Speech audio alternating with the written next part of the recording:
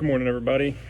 Right now it's 4:12 in the morning. It's the wonderful glories of working midnight shift. As you can see, I still rocking that no shave November for a few more days. Got a little bit of something going on. So for this week, I'm choosing for my muscular endurance field test, the dynamic endurance push-up test. Measuring muscular fitness can be challenging without a gym or if in a pinch, which is why I'm choosing to discuss the push-up endurance test. I believe that it's always a good option to have as many variables ruled out as possible. So if you don't have access to a gym, then there's still no excuse to not be able to complete this field test. For this test, the client will lay in a prone position on the ground, legs together and their arms approximately shoulder width apart or a little wider.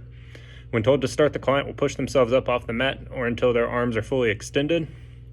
The client will then return to the bottom position, only allowing their chin to touch the mat or until they've broken at least a 90-degree angle with their elbows. The client will return to the top position and repeat this until muscular failure or they are unable to successfully complete 2 repetitions. The maximum number of repetitions will be recorded and compared to the table in the chapter. So for me, I am between the ages of 20 and 29.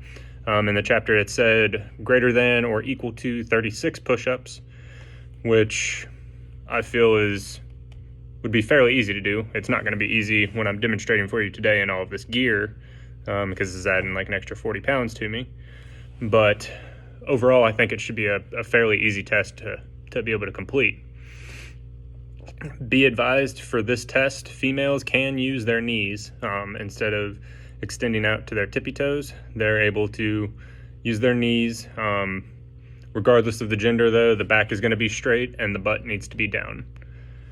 The necessary materials for this test are extremely minimal, as all you need is a mat and 1 trainer per client to count the repetitions. The trainer will record the number and count any successful repetitions. You also need to make sure that the trainer is aware of what is an unsuccessful repetition and to not count that. Excuse me. This makes the test extremely easy to do and even easier to set up. The strengths of this test are that it can be done virtually anywhere with very minimal equipment, literally no equipment, but a mat. It provides very quick results as you compare it to the table, and then you immediately have your answer.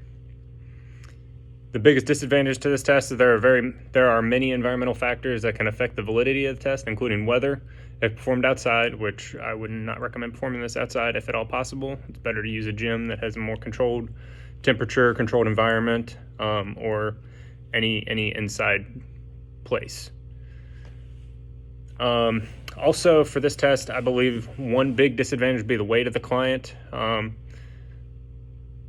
It's kind of a hard area to talk about for some people, but the number of repetitions that can be completed by me as compared to somebody who's my height but 300 pounds, I believe is going to be vastly different, as they have a lot more weight to carry around with them. And likely they will be able to perform fewer push-ups than, say, I would or another in-shape younger male. As the exercise scientist, it is our job to account for these factors and accommodate accordingly. So, without further ado, I'm going to demonstrate what a proper push-up looks like. Keep in mind, I do have a bunch of gear on, so I'm going to try to make this as easy as possible.